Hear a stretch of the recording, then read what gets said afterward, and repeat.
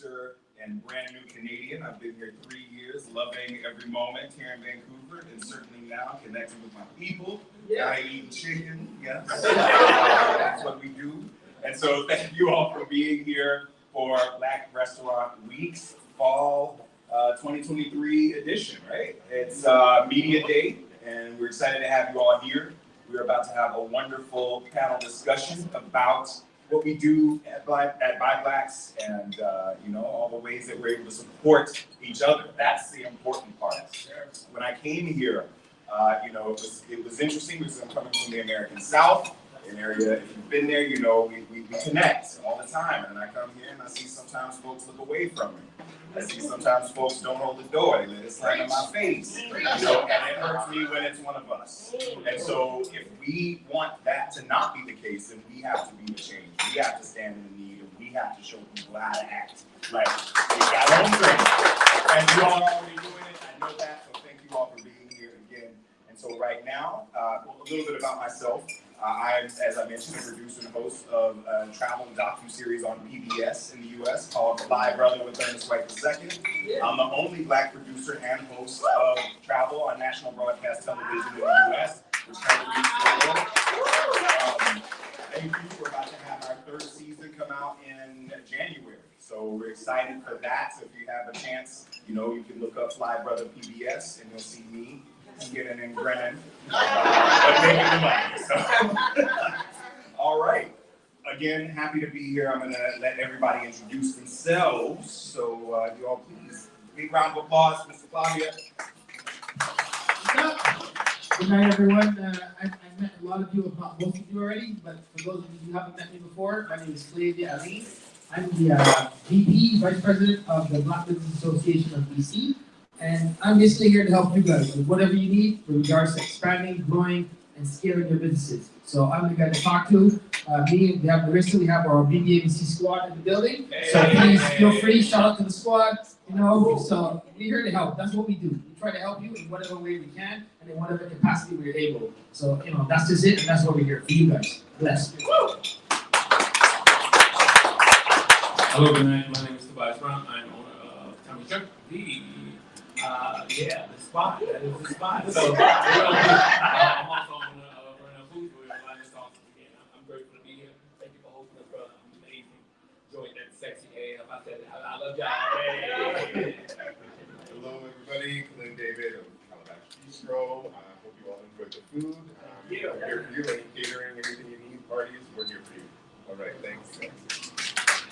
I'm a non-Vancouver person, yes. Whitby, Ontario. Whitby! Whitby is in the house. Yes. My name is Roger Douglas. I'm the co-founder and publisher of ByBlacks.com, which is Canada's top-ranked online magazine that tells Black Canadian stories. Just in case you didn't know, we are number one. We've been number one for 5 years now, straight in a row.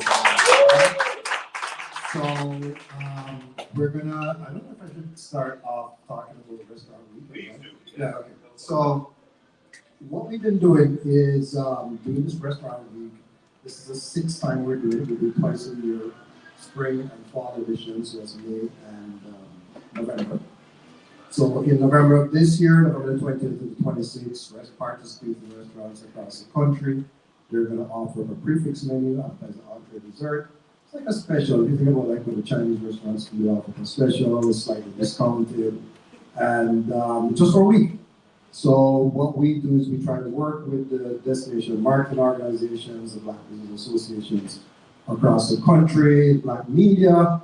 We advertise it on Facebook and with different media houses, and also do publicity around getting interviews and everything, so to get some more exposure for Black-owned restaurants. So that's what we're doing, and that's why we're here. We launch this thing in a different city every edition, and this time we chose Vancouver. So thank you for welcoming me. All right, Roger. Well, listen, thank you for being the originator and the executor of this wonderful event and experience. What are the benefits of participating in Black Restaurant Week for a Black restaurant? Marketing. All right.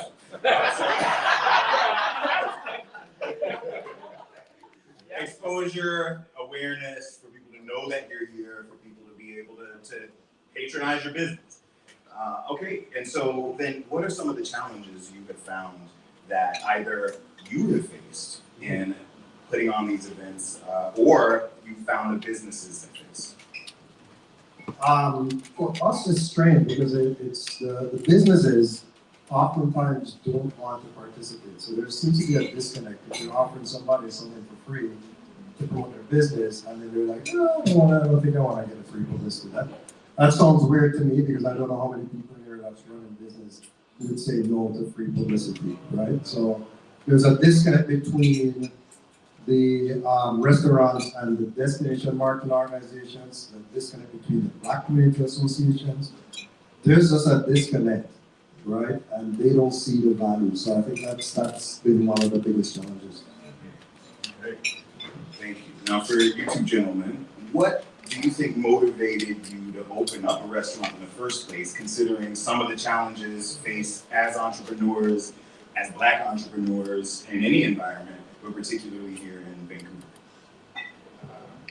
I think for me, it was wanting to be in a space for us.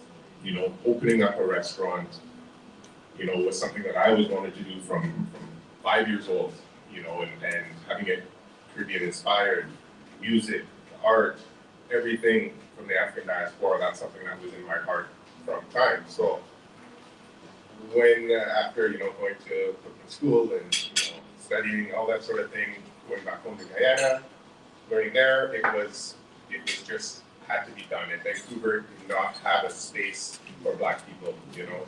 It was like everybody is a separate thread, and we needed a space, and we needed people who wanted to bring the tapestry together, you know, and that's what why we opened up. Yeah, a space for us to come together, a place we wanted to hang out, that played the music we liked, and the food we liked, you know, and that was our main motivation. Yeah. So you're pretty much an ambassador of sorts. That's our consulate here in Vancouver. Thank you. So the thing that matters to me, there are two women that matter: my maternal mother and my adopted mother. My maternal mother is American, and you can tell my mom where I'm from. And she loved me as a big boy in the kitchen with her at all times. You know, everybody wanted to play on bikes, but she was baking cakes, and it really wasn't logical for me to go ride a bike when you can have the rest of the batter from the cake. And, 2 + 2 = 4. Y'all know y'all so he was 4 over here, and I'm over here with mama, so that was one. And I've always been a really good cook because I hung with good cooks. And how we got into the Jamaican space was in a really, really dark time of my life. Another woman came into my life, and she was a Jamaican woman. And she said, "You might be in." And I was like, just life can't go on. This is way before mental health and everybody else. I had a very dark time. And she was like, "Hey, it's going to be all right." And then I would be in her kitchen cooking, so that's what I love to be anyway. And she said, "You know, try this, taste this." And she was a creator, you know. And so I pay homage to both of them. It's named Tommy Jerk after my mother, Thomasini, whose birthday was yesterday, right? And again, it's almost 30th anniversary for us, right? That's one. And it's also named after Angel, so I owe both of those women. That was like every one of y'all in here with all that melanin, yeah. So yes, that's right. So, you know, she loved me with that, you know, front end and slapped me with the back end. It's just that. These kids don't get touched at all, but that's neither here nor there. I'm not gonna mess. That's my story. All right, thank you. Yeah. All right, do you want to answer? No, I don't want to. All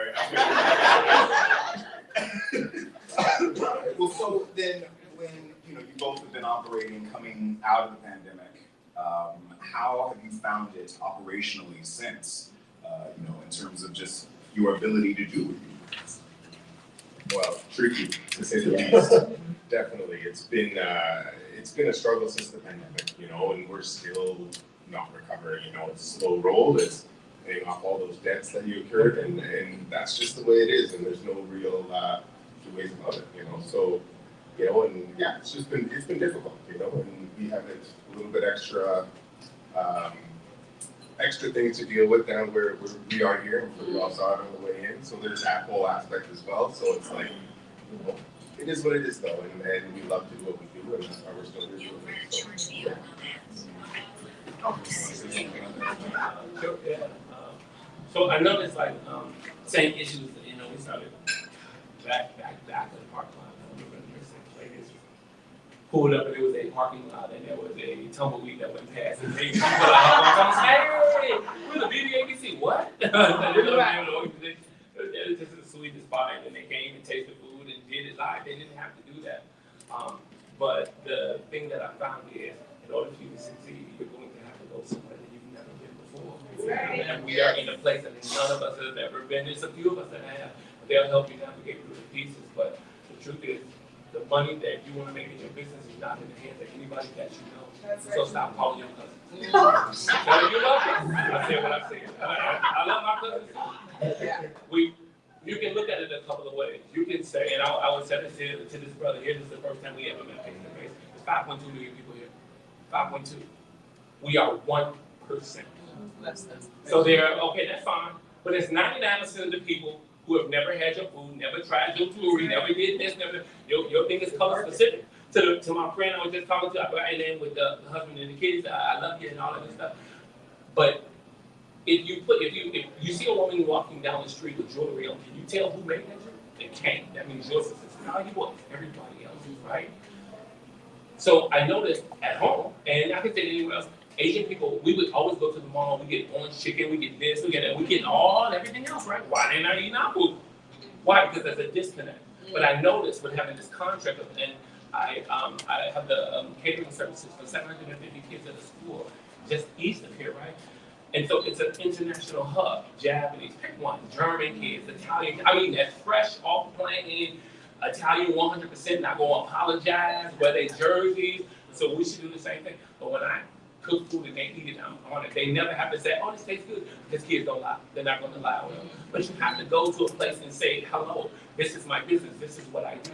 If you want friends, you have to be friendly. And so we are all, that's not just me. It's just taking me 3 years. But I had no friends. Like, I had none. And now I have some. But when you realize other cultures.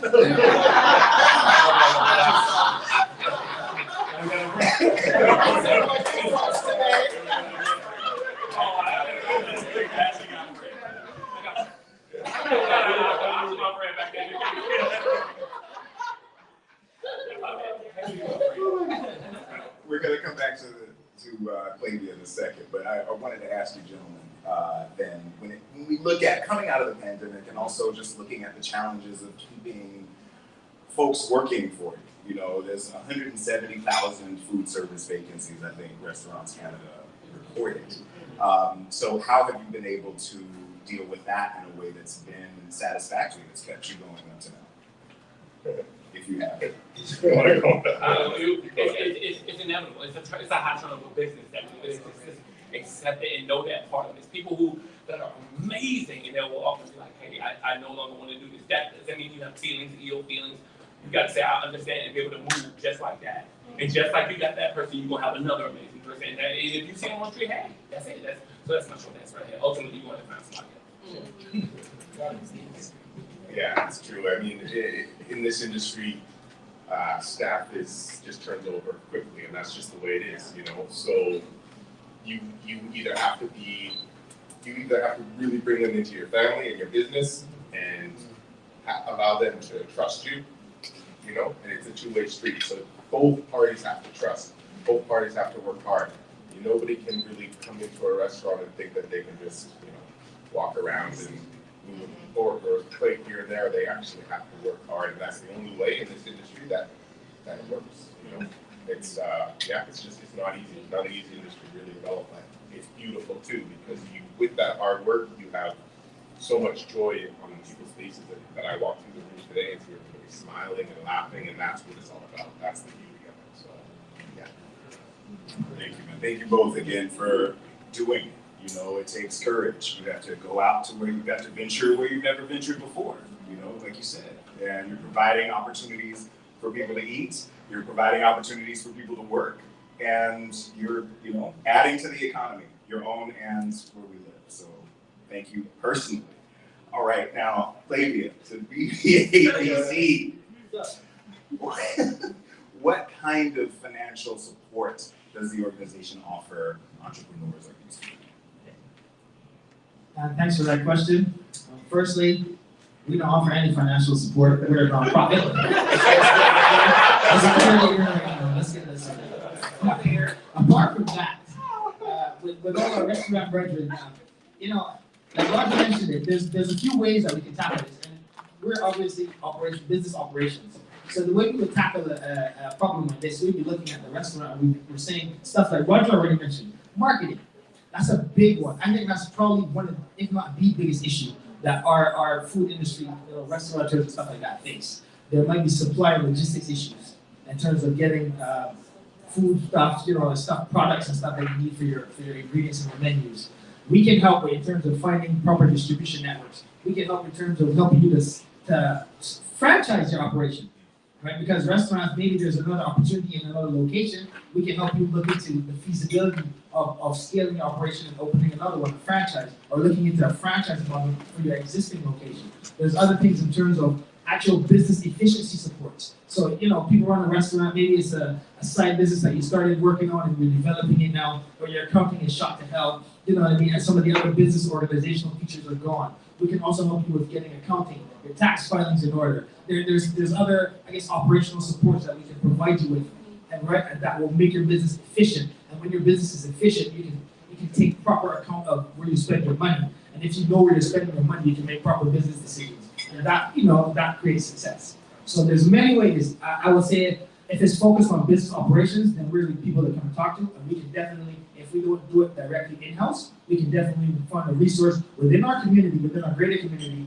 to help your business grow. And before I leave the mic here, I want to make sure this is a big thing, because as we see these problems, we have to address them.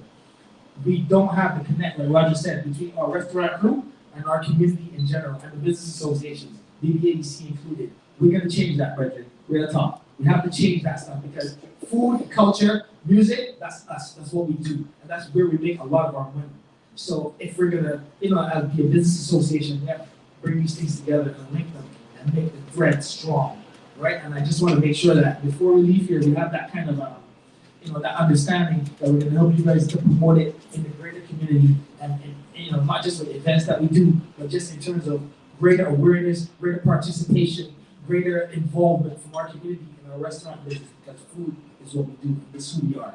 And we can't let them, we can't let them fall by the wayside, especially in a community like this where we're so close to it. And we're not going to let that go. So yeah, that's what I got to say about that. Thank you. How can businesses and business owners affiliate themselves with the BBAs? So www.blackbusinessbc.ca. And there's a link you can call for joining the membership. You can also send me an email directly, clean@blackbusinessbc.ca. You can look online, and I know there's a lot of friends and family in the audience here who've been in touch with us. I hope that we have some kind of a presence in the community where we're easy to find, reasonably. So, again, please reach out. We're very easy to talk to. As you can see, I'm very approachable. I'm pretty chill. If you have a question, concern, holla. Talk to me, and let's see how we, as the BBABC and the greater community in Vancouver, can help you. Because we all got to grow together. This is not a one-man show. This is my favorite line. All hands on deck. Facts. I appreciate that. Roger, you got a question? Yeah, I do. One of the things that I know that the groups in Ontario and Halifax, they have some connections to different corporations on how to get access grants. So, for example, BOF is on a shirt. They work with DoorDash to provide $130,000 to 13 Black-owned restaurants last year. So each restaurant got $10,000 to do whatever, improvement, everything like that. So the question is, do you have access to grants here in BC that are different from the quote-unquote national ones that exist? Specifically for restaurants. That's a very good question, Roger, and I'm going to have to refer to the experts in my camp. But as far as I know, there are grants available for restaurants, but they're what's the word? We haven't really been delving into that area much. As far as with the restaurant, we've been doing grant applications and stuff, but we haven't dealt specifically with this industry. And I know they're out there, and we're going to work with businesses like yours and organizations like yours to find out where they are. Because at the end of the day, I know there are resources like that available in BC specifically.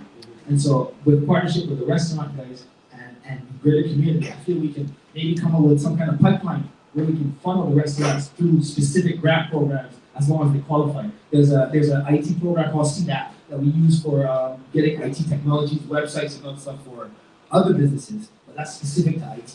So I'm assuming if we have grant streams that are specific to restaurants, maybe we can set up some kind of a pipeline where we can set up an application process, make sure that everyone meets the prerequisites, and then we can funnel the restaurants down the pipeline and see how many we can catch with these grants. Because it's a numbers game and it's a volume game, so as many applicants as we can get in, that will increase the odds of having more funds being distributed in this kind of our restaurant community over here. So definitely, that's one thing we can definitely look into for sure. Thank you, Claudia. So, Roger, you mentioned organizations, like you said, destination management organizations, marketing organizations, for example, which include Destination BC. There's also Restaurants Canada. What are the benefits of joining these types of organizations for small businesses? So with the Restaurants Canada situation, there's a fee, but then they do connect you to different buying groups. They give you access to, the focus seems to be now on eco-friendly ways to serve your food, like the packaging and all of that. So sustainability and buying local produced food stuff, right? So that's their thing. But the destination market organizations are a special one because they promote full stop. So they do market. So like when we work with Destination Toronto, so yeah, Toronto is the most black-owned restaurants in the country, right? Destination Toronto will hire an influencer from the States to come here to go to black restaurants and write up. And these articles are appeared in big magazines, you know, in Condé Nast and Chaplain, food and drink, etc. I actually had a dinner with two of them November 23rd during the restaurant week. They're coming up from the States. I have to sit down with them in a black restaurant in Toronto, and then they'll go across, you know, the city to cover more. So those are the type of things that Destination Toronto, and keep in mind, I believe they have over 1 million social media followers. So if they put one post, like Destination Vancouver has up to over 600,000 followers. If they put one post about Tommy's Journey or Calabash, that's reach. That's people that you'd never ever be in touch with, right? So that's the thing. That's why I love working with them, and they are on board because to them they just want to promote some festival in their city. That's why they're not even concerned really about black restaurants or Chinese. It doesn't matter to them. That's not what they're concerned. They're concerned with how can I entertain the person that's in Vancouver, right? So Calabash and Friday can come to a party and get some good Caribbean food. That's a vibe, right? That's what they want to promote. So you have to connect with those people, even if there's a little fee.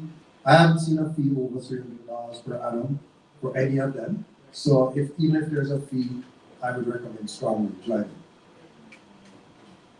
Thank you. Opening it up to the audience for any questions. I have a question for Roger.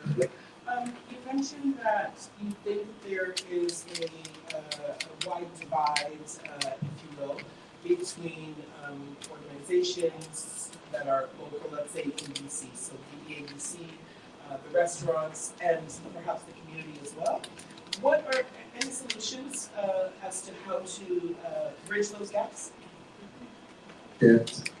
What you said earlier, all hands on deck. You have to, just like how I'm here, and I've been to the Reggae Cafe, and I'm here at Tommy and everything, you have to get on the ground. You can't, I mean, unfortunately, we just can't send emails. We actually have to get into that location, sit down with the owner, explain to them what it is that we're trying to do for them. Because when you call them on the phone and you send an email, it just doesn't translate the same way. You know, COVID is done now. I think so.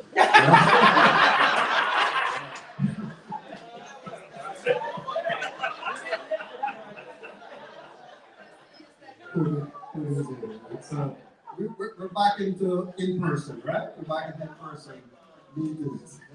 So that is what I think. Us as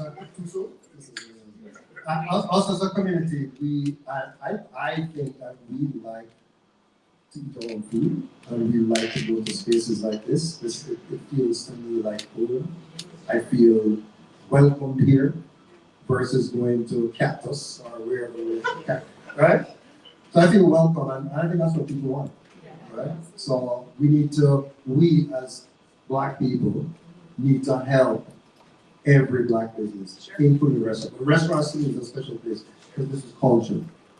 Restaurants is where we get together. Restaurants is where we run into other black folk.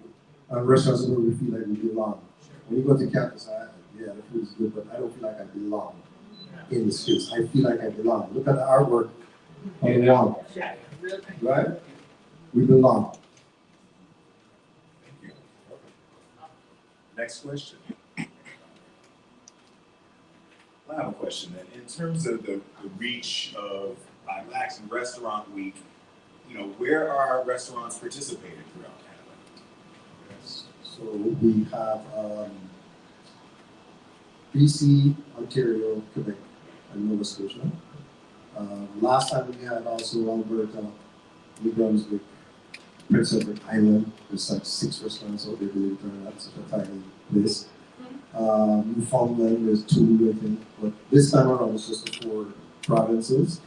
And I gotta say that the restaurants, I feel like the quality of the restaurants that are participating are higher. So it's not the rough and tumble, you know what I mean myself, right? You go in there and you have that and that type of, you know, it's not those type of restaurants participating. It's more like the calabash ilk, right? You know, where you can dine in, some nice experience and everything. So that's what we're seeing. In the GTA, we have restaurants from Brampton, Whitby, where I'm from, Toronto, Mississauga, Hamilton, and Bell. I can't remember the name of that place. I've never heard of it. But some restaurant up there is participating from there as well. And then in Halifax, it's split between Dartmouth, Bedford, and actually Halifax itself. So yeah, more like a HGA, if you want to call it. So there are more restaurants there, but they're not participating. And again, it's really up to the BDI in Halifax to make that connection with the restaurants to get them to sign up. Just like how the BDA BC has been instrumental in getting the Vancouver and the area, restaurants to participate. Oh no, that's a similar question. I wanted to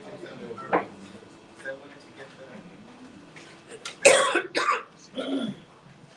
Excuse me. Hi, my name is Garrett. I'm from the BBABC. I work in business development and strategic questions for Roger. Actually, when you mentioned the PEI and how there's 3 restaurants out there. 6. 6. That's more than Yellowknife. I went up there. Yeah, okay. You can go up there, YK Safari Foods, and then I forgot the name of it, but it's the only Ethiopian restaurant in Yellowknife, and it's really excellent cooking.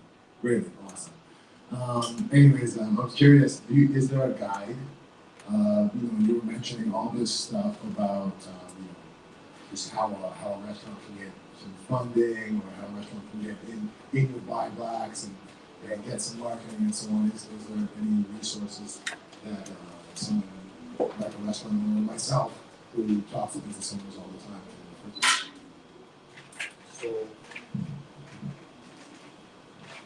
So technically, that's Restaurants Canada that provides that type of information, but specifically for Black restaurants, there's no guide per se, but there's several organizations that provide resources for Black restaurants.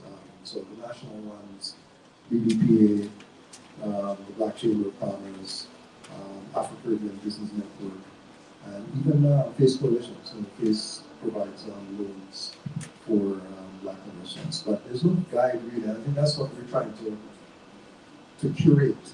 Is this okay if I'm traveling to wherever, what Black restaurants are doing, and for people to be more intentional. I think that's the thing that we need to do.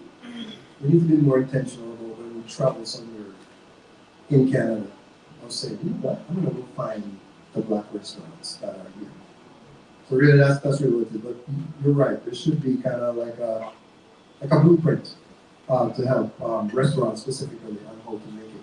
I don't know, does everybody know what the ecosystem partners? Are you guys ecosystem partners? Yeah. Okay, so everybody knows about the Black ecosystem. So there's no ecosystem partner that's specifically focused on restaurants. I know Foodpreneur Lab, which is one of our sponsors, they are focused on getting your product onto the shelf. So like your sauces and everything, you know, they can help you with that. But there's no specific organization that's helping on the restaurant.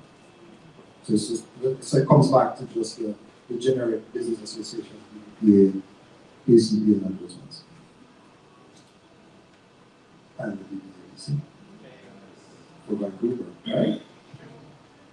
Oh, I have a question. What date is this gonna be in Vancouver? It's everywhere in the same day. So that's a video. It's November the 20th to the 26th. 1 week right across the country, all the different participating Black-owned restaurants. So I wanna tell you guys something too. Last year, so we have a business director, as you know, Claudia, and we have about 730 Black-owned restaurants on the list last year. How much do you think we have on the list today? 1,200. No, 640. Lost. Yes. So restaurant, understand that the bleed rate is so high. This is why we're trying to do this, to help restaurants, to stop them from shutting down. We just heard yesterday about a confirmation that Lauch shut down. Because I was wondering, I was looking on I'm staying from Toronto, I'm looking on their Instagram. I haven't seen a post in 18 weeks. I'm calling the number is shut down. I'm like, what's going on? It's shut down now. And that's something that's happening right across the board. So the one thing I can tell you from visiting all of these restaurants, the restaurants that have good customer service, good aesthetic, like this, right?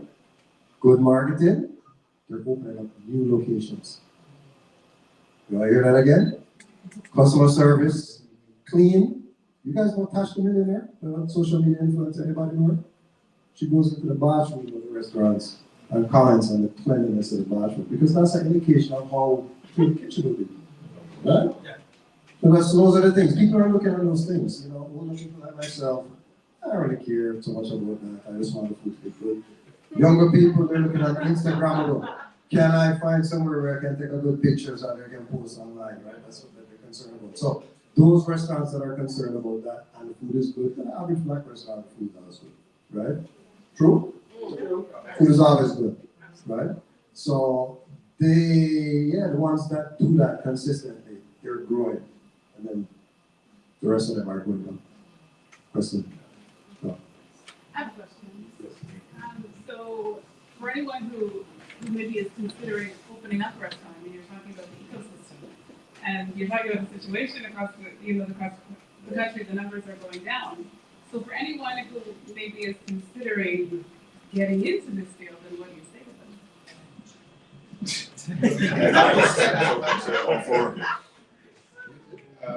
them? Restaurants specifically, my honest answer, Honest answer. don't do it. Don't do it. The industry is changing so much. Let me start even. You really have to have a passion for the restaurant business if you want to do it. If it's just something that you're thinking about, don't bother. Don't get into it because a year, 2 years down the road, if you're still open, that is, you're most likely gonna hate your life. Yeah. You really have to love it from the bottom of your toes, like if you have to. If you still want to open up a restaurant, make sure, the biggest piece of advice that I could say is make sure you have a year's worth of your leaves in the bank, padded, ready to pay your rent. That is the biggest piece of advice that I can give you because that gives you so much more maneuver. I wish I would have had that advice and that much of a loan when I started, but I didn't. But we're still here, over 13 years later.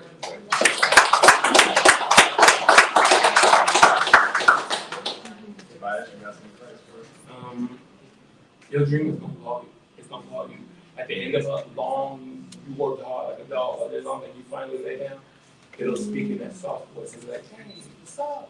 You wake up in the morning and you got your mind starts bouncing. I got to do this. I'm like, and then it'll never yell or shout, and it'll keep calling very softly until you either answer or until you die. Then you are.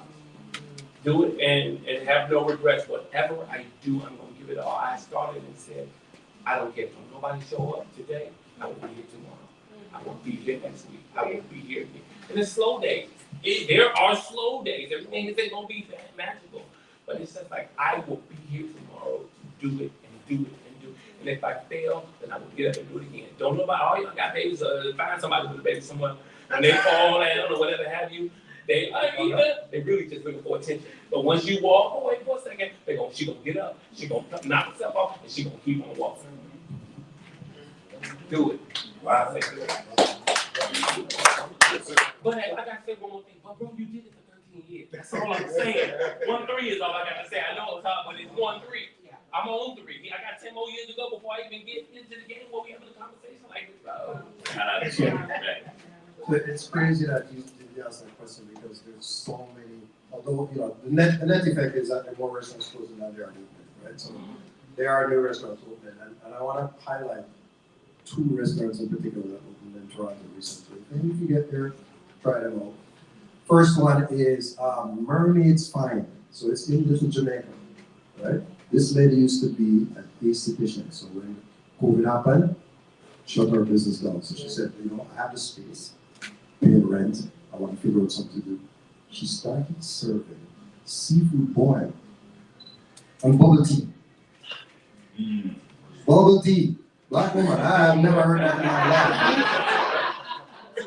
But let me tell you something, what she told me, because we interviewed her and she was amazing. First of all, she does not close on holidays. She says those days are the best days because everybody else is closed. Everybody else is closed. And then the other thing, we criticize, I'm not a big fan of like skip dishes and all those things because they take 30% of the money, right? But they also tell you, market your food by 30%, right? So, to the end user who's buying the food, it's just so much more expensive. Yeah, $10 meal now becomes $20 with the delivery, right? With the markup and everything. But she said, yeah, that's what she did. So there's a walk-in price, and then there's the Uber price. And she just had people coming through the door. So that's one, right? The other one is the most expensive platform restaurant in Canada called Miss Nicomore's, right? You go there, it's $150 per person. If you want to eat some food, right? $150. You're looking at, unless you're gonna skimp, you can skimp and maybe work out 2 people spend $150, but it is an experience. Like no, I tell you, 10 out of 10 for everything. The food, in my opinion, you can get better food, different things like that. And then you can get at a different restaurant and it tastes better. But that experience of going there is just so nice. Miss Nicomore's on King Street here to Tiff. So 2 restaurants that just opened, doing amazing. They're booked out. That restaurant is the expensive one. I went there one night with a friend as a chef. And the composition of the patrons, 65% South Asian. And then the rest of us were like white and black and Indian. 65% Chinese people in there. So it's like a high-end jerk chicken, doubles, that's what they serve in. SW's fish is $100 just for the fish. I got a question. Yes. So you say you've survived 14 years, right? So what's helped you to survive? Just luck? Or you invent yourself? Or you something different? Good question.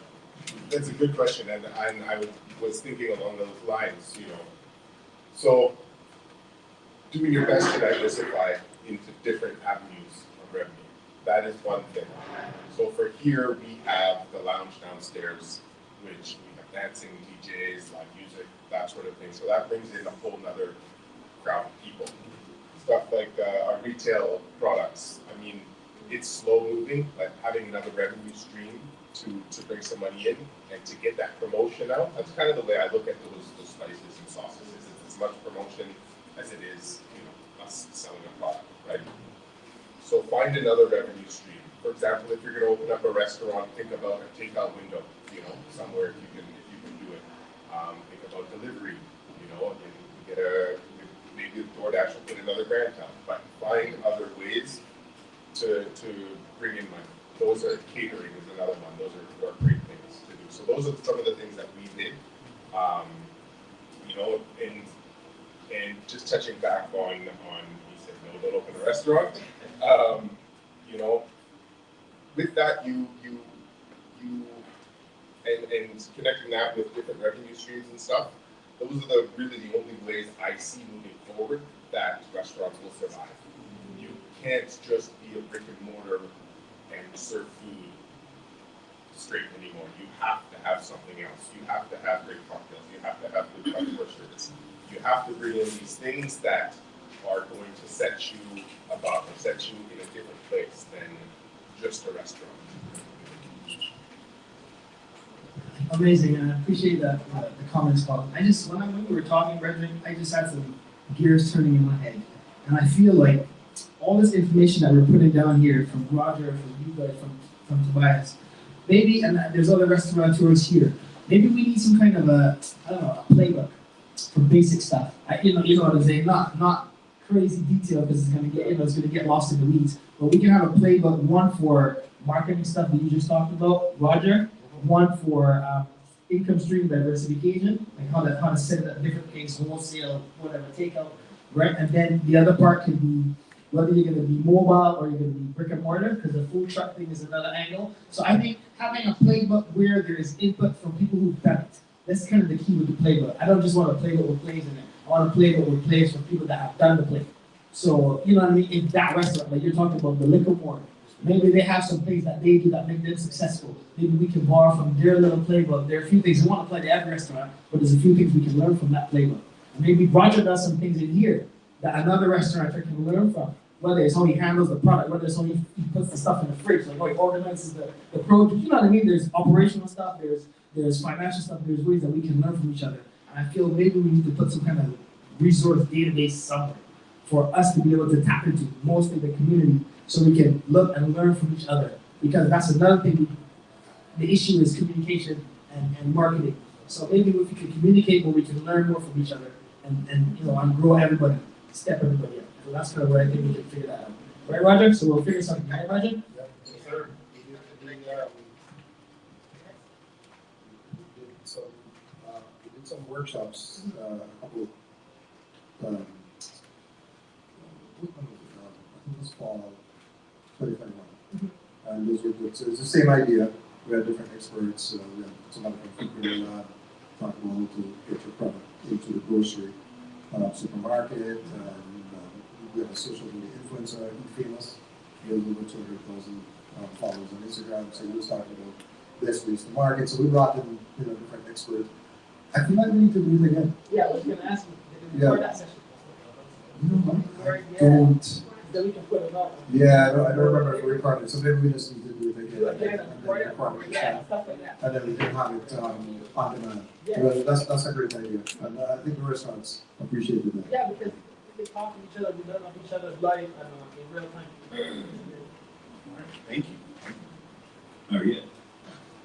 Okay, this sounds really very hard, but I'm gonna ask it. It's just been worried, I've just been thinking about it. That's just hearing all of you speaking and maybe you were just so I want to just ask your relationship with the bank, right? So the challenges and how has it worked for you? What can you share? What do you have done differently or the bank to do differently? And,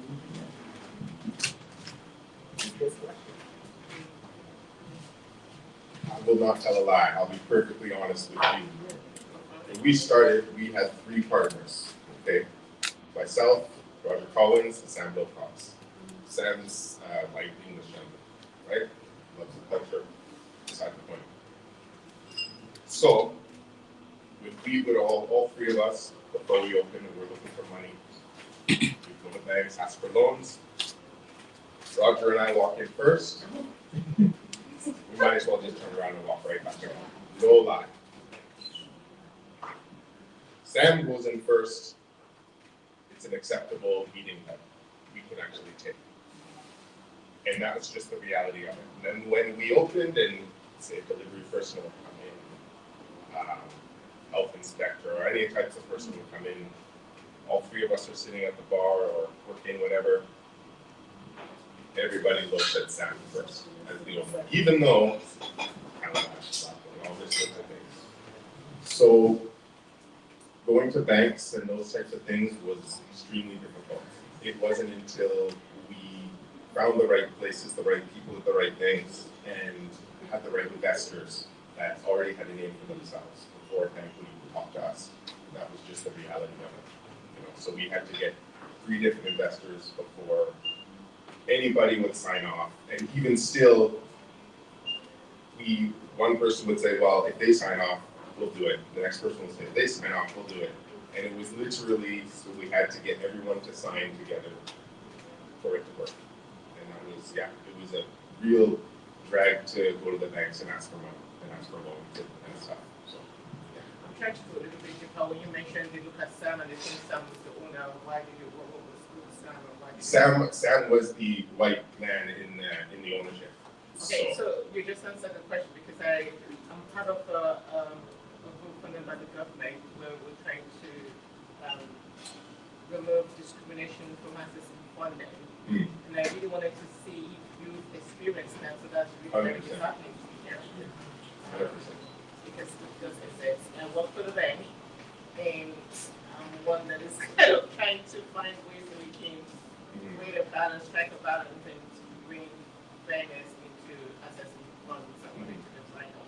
And I'm really sorry that you experienced that. It is what it is, you know, and even just going to the bank on day-to-day things, you know, I don't have my ID, if everything's not written properly, the name is exact, all these things, they tell me to go get it right, get it done, you know, and I had it 2 weeks ago where I went to cash a check that we cash every month from a women's group, from our commissary that we rent to them next door, and they made me there, we can't accept this check, made me go back and make them rewrite, you know. I was upset, but at the same time, in the back of my mind, I'm like, this is normal, which sucks to say, but it's the truth. It really is the truth. So, yeah. I wish I could have a more positive answer, but yeah, experience. Well, that was a good answer. Yeah. Right. No, when he said it, just memories started coming out. Sorry. We were about at the end of a relationship with one bank, and then I walk in and she's like, well, what you got going on here? Tommy's jerk. Oh, so what you need X for? I'm like, really? I was like, I'm about to start an OnlyFans. I'm sorry. I'm sorry. I never first thought, like, once he said that, memory, and recently, and it just was like, I don't know, but whatever, I mean, I gotta keep it, but he's rocking. Do you point to the black people in their advertising when you have that experience? Say that again. Do you point to the black people in their advertising when you have that experience? Point to all the black people they have in their advertising, all of their flyers and stuff. There's black people everywhere. Yeah. No, it's here too. He came from Toronto. He come from here. The guys in Toronto say, hey, we're gonna put black people. Well, People in Vancouver are like, what are you doing? That's 1%. Well, our last question is for each one of you. Okay, we're all here. We all have social media. We work in various sectors. I work as a journalist. I already know what I can do, but I'd like to hear from each one of you. How can we support the vision that you set out for yourself and for us as a community? So my thing is always to buy black. Be you black, right? So be intentional about eating your food. That's one of the things that you get paid and you have this disposable income. And, you know, yeah, okay, some of us cook. I cook too. But sometimes you just don't feel like cooking and you want to go eat out. Support the black restaurant. Don't go to Cactus. It's not But you know what? Truthfully, a lot of black restaurants are on that's really fine. To be fair. Yeah, true. But be more intentional about the purchasing. You can't find a black-owned coffee place, everything. It's there. It's there. But we have supermarkets, etc. Be intentional. I mean, really it just comes down to support, word of mouth, telling people that you know about us, coming in, meeting, catering, getting retail stuff, all those sorts of things. And that's something that will help things like Lauch and come and dance. That's one of our biggest things here is dancing, having a good time. So come and enjoy yourself. Yeah. We're gonna have a fashion show here, so Okay, nice. Yes. We actually, we were at a fashion show's coming up. We're going to have a Christmas market and cocktails thing going on down here. So if any of you are vendors and you have whether cosmetics or art or clothing or jewelry, anything like that, that's me. And we'll set up booths all over the restaurant. So it's something that we're doing. We had a brunch market for a while, but brunch in this neighborhood is iffy, When it's dark, it's okay, but when the lights out, no one wants to come down here. So, but that's just another tool, right? But yeah, so there's lots of stuff that's happening here. Just come check the website, check our calendars, and come support. By the way, we also have jewelry for sale, so there's Talon's brand insurance upstairs. Yeah. Just wanted to point that out. Thank you. I would say be bold. If you've got an item or product or service, tell somebody about it. If you're here, don't just speak to the 5 people you know. Just go find other people and find out what they do. And then let's all stay connected as much as we possibly can. Call somebody, do they have, I'm looking for a widget. Do you know anybody who has a widget? So that's what I was saying. But let's stay connected. Word of mouth is strong. Our first 5 years, we didn't advertise in any newspaper or anything like that. It was all word of mouth. Word of mouth at parties and stuff like that. And that's how it happens. So it can happen if you really connect with people. The word of mouth can be that powerful. The word of mouth is different now. That was 13 years ago, but it can happen. Social media. Yes. And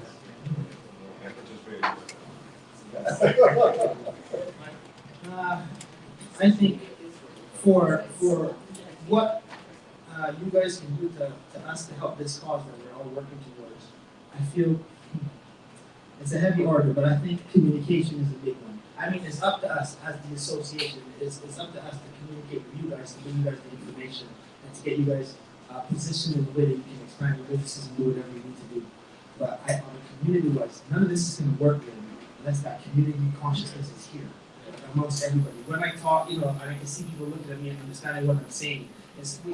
We're here as entrepreneurs. We're here as as people trying to do better for ourselves. Also as Black people, that we're trying to improve our community.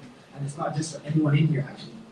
All of us got kids, but most of us have children that we're trying to create a better future for. And that future that we're trying to create is built on the things that we do here amongst each other. That cooperation, that synergy, that being deliberate about where you spend your money. You see that is the most important thing we can do when we leave here today. Even if you never see anything else, find somebody in here or find another Black business and spend your money there. I don't care if you don't want the stuff that they have.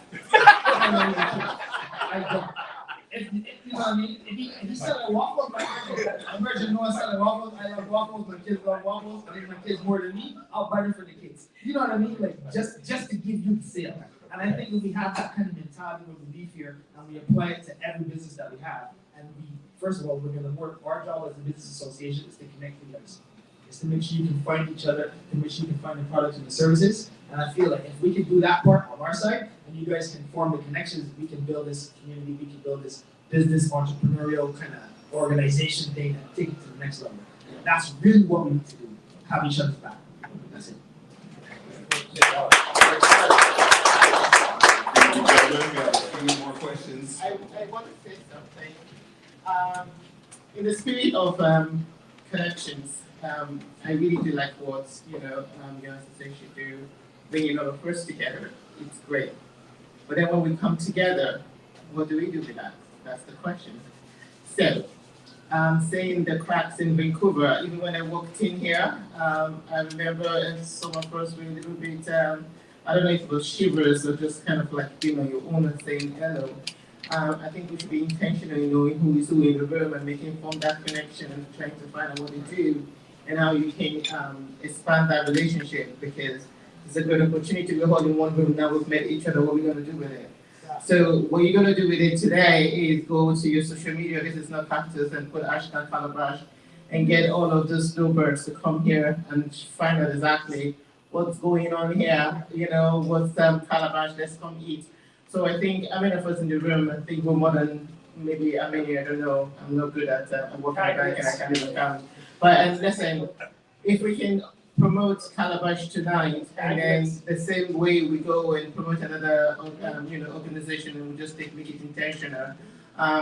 I see it around social media, I do it too, so I'm not calling anybody out, but we feel good about high spending places that we want to go and be seeing it. We also have to use that mindset in communicating and supporting each other. We don't do that enough. And I think for all year, and I really want to say one of the things that I've been very keen about in Vancouver, and I've said it among a lot of people here, so many of you in this room, is bringing everyone together. And we should really, we talk about, black wealth. It's not going to happen except we lay the foundation together. And I'm very serious. We're going to be paying debts, and it's not going to happen. We're not going to be able to get to that exponential growth. And then we talk about black health and black joy, black law. Some of us will just sit down here, we're going to take pictures, tag, I was with this person. That's not the whole thing about it. It's about what we do with this opportunity right now. How can we support? This is really serious. And so, I'm heartbroken to see some blacks when I see them in town and they wouldn't say hello. Sometimes I call them out and I say, hey, hi, brother, how are you? So we should all just kind of be real, be intentional, like that word, while we're here and make the best use of it. So hashtag calabash tonight. Hashtag let's calabash. We got another question.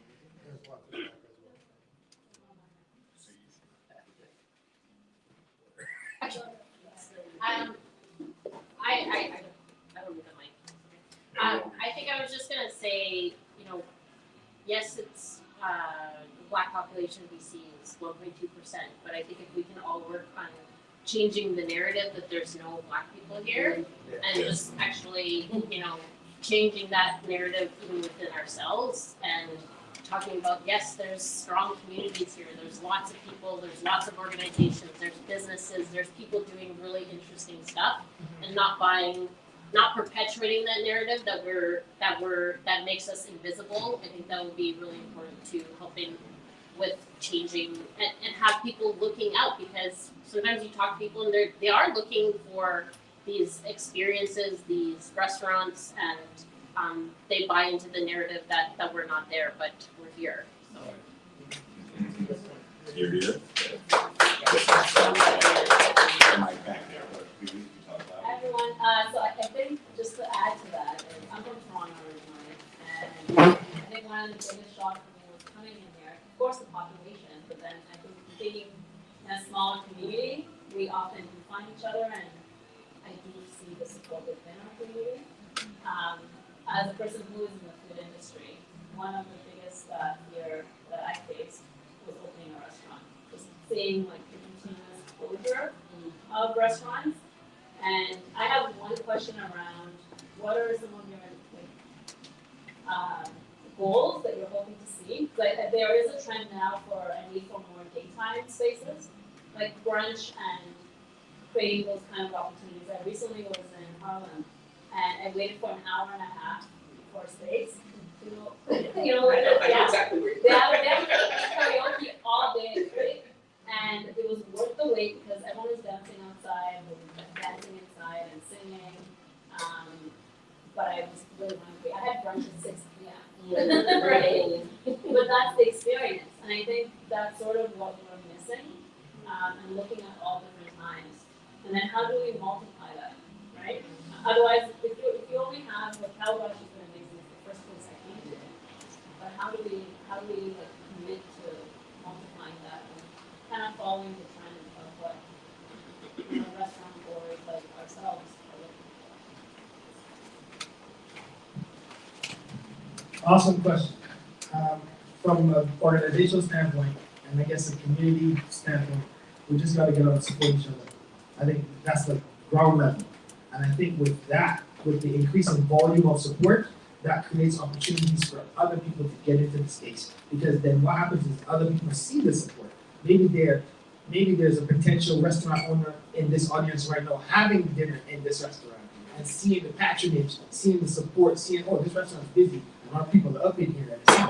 So maybe there's opportunities for me to open another restaurant, maybe in a different part of the city, but I can still expect to be patronized by my people in a similar capacity. So maybe when we do that, or we kind of do it in flesh, that we create that example for other people who might have the idea, and they can see that we have the support.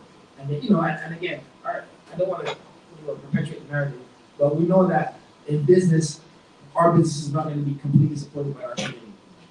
We're going to have to be part community and another part outside of the community. So I think the more universal that we can make our businesses universally appealing, I think that's great, but we also want to make sure that we fund each other and we support each other. Whatever happens outside of that is a bonus. That's not. Well, listen, the one thing I want to say is the fact that, we are small in number, but certainly we're showing up, just by virtue of being here. Some of us actually even love living here. And we've got friends we're a family within a family. Most of us have friends that are not Black, but we need to be introducing them to Caribbean food, to what we enjoy about the place, create the experience that we know as a luxury, that we know as innovative. And when then that is exponential in that. That is kind of, I think the work that we do as carriers of vibranium. And so I think we do have to be intentional with that as well. It isn't just for us if we want these businesses to be successful. Yes, sir.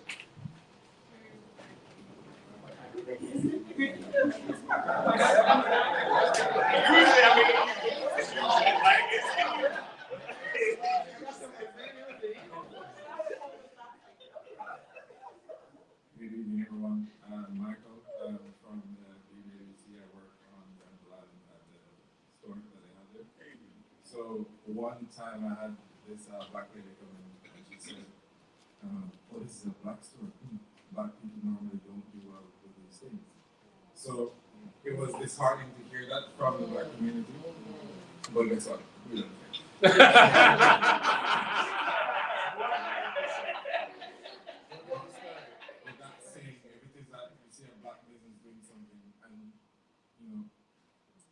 They could do better, you still support them and let them know what they can do better. Is keep them on it. As Fabian Nurse Arsa said, like an important point at an award ceremony, be intentional with your dollars. So even if they're doing something wrong, still support them and tell them what to do better next time. Because I have some Asian friends that are like, yeah, we know like some of the things that they do in the Asian community is absolute rubbish, but we tell them what to do and then keep the money in the community. Yeah. That's it. Yeah, they know the plan. Curtis? Yes. Can I just amplify that for a minute, if you don't mind? I just want to amplify that because, does this reach over there? Okay. I don't need it. I have a big voice. It's fine. The reason why I just love what you just said there, because every time I find myself in a room like this, someone just asked me. Let me start there first. We were sitting at the table talking about our businesses, and someone said something about getting one chance. All we need is one chance, and I said that's not true. We need several chances, over and over and over again until we get it right, right? And I find myself in rooms like this. I'm going to say at least once a month, but usually it's about 3 or 4 times a month. This is my community. This is where I network. It's where I don't really get a lot of business from Vancouver itself, but I'm not looking for business, quite frankly. I really don't need it, okay? But as an entrepreneur, I can tell you, and this is something I say every time I'm in these rooms, I spend at least 75% from every dollar that comes into my hand gets spent in my community. 75 cents. I'm not saying that for applause. I'm saying that because if I can do it, you can do it. You can do it. And we can all do the same thing. And it is when, that's why I said I wanted to just really amplify that intentionality, that deliberateness that we have to have. And the other piece that we have to have with that is the patience and the grace. Give each other grace. We can cut each other. Oh my God. And it's so sad to see, right? We really need to be like, okay, so this wasn't exactly the way my mom makes it, but let me tell you what her recipe is. Make it that way, you know? But this one wasn't as clean as what I want to expect. I'm not going to go and, you know, put that all over social media and talk about that. I'm going to come to you directly and say, listen, I have this product, or I have this person who cleans, or whatever it is, and I'm going to try to give you that opportunity. I had a situation last summer with a restaurant, oh my God, yeah, with a restaurant here in BC, in Vancouver. And the owner, who I had spoken to a couple times before, came out, somebody else was doing something at the counter, and he came out and he looked at me and he started in on me. And if you know me, I only know about 5 people in this room, actually, it's just really interesting. But if you know me, you know I'm not the person you're gonna go off on. That's not gonna happen, right? But I realized, I was like, he's stressed out. His partner in the business is not here, it's a busy day and all this kind of stuff. So I looked at him and I said, if you would stop yelling at me, I'm just wanting to know, like, are you okay? What do you need help with, you know? And so he did, and we had a talk about it later on. Another friend of mine who was in the restaurant at the time said, afterwards we left, and he said to me, you are way better than me, because I would have fucking laid into that dude. And I said, no, you know what? I said, when we go to the Bay and we buy something and it falls apart, we go back and we return it and we don't yell at anybody and we get the next thing that we're gonna get, when we take the credit and we walk away. Why can't we do that for our people too? Right? Yeah. So that's what I want to say about amplifying that. We will give Safeway another chance. We will give, you know, any other store another chance, but we won't give each other that same grace, that same other chance. We need to do that. If you can find that grace, I think you'll find it really easy to spend more dollars in our community. I'm not a vegetarian. I buy Ash's food all the time because I need her food. I need her business to survive. I don't often eat at Calabash, but I send people in here probably at least twice a month. I send people in here, you know? Like, if you're not intentional, the business is gone, like the loft is gone, and then all of a sudden we're going, oh, and we're sad, and we're sad. You're not really sad. You don't really have a right to be, right? So I just needed to amplify that part about supporting each other properly, supporting each other with grace, not walking in and telling people, oh geez, you know, Black businesses don't usually do this well about blah, blah, blah. We don't need that shit. Okay.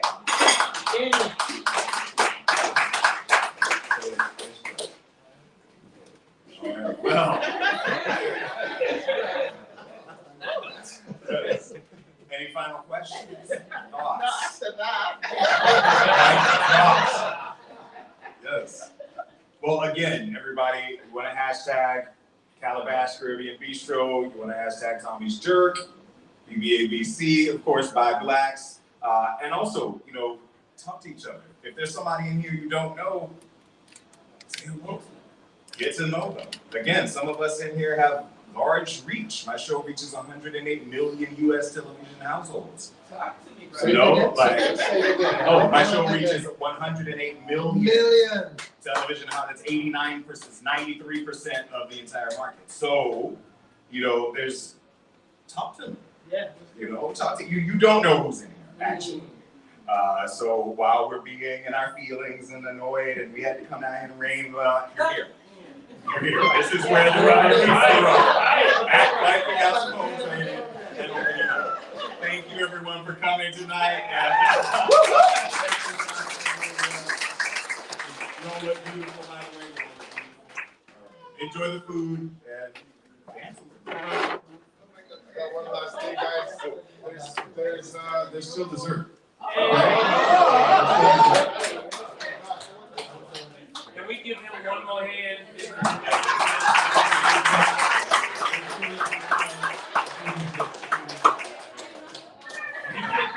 somebody else put some time. We want to appreciate them. That's